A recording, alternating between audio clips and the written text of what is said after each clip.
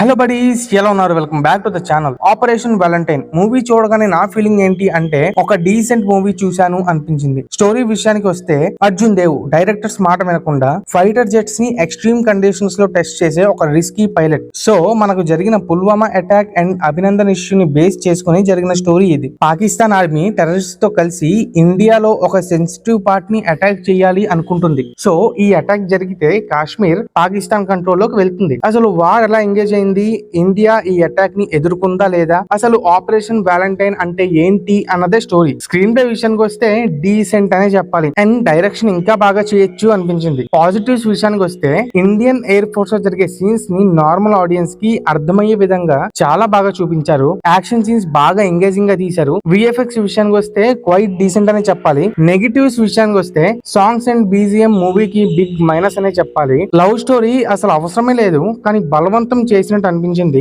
Acting కూడా ఈ సినిమాకి బిగ్ నెగిటివ్. ఇంక్లూడింగ్ హీరో ఎవరి రోల్స్ కూడా సాటిస్ఫై చేయలేదు. ఓవరాల్ గా చెప్పాలి అంటే one time watchable, good attempt from makers. Expectations లేకుండా వెళ్తే బెటర్, లేదంటే డిసప్పాయింట్ అవుతారు. Our rating is 2.5/5. మరిన్ని movie related stuff and reviews కోసం ఛానల్ ని సబ్స్క్రైబ్ చేయండి, బెల్ ఐకాన్ ఆన్ చేసుకోండి అండ్ వీడియోని లైక్ చేయండి. Will see next video. Under line stay safe, stay tuned. Thank you.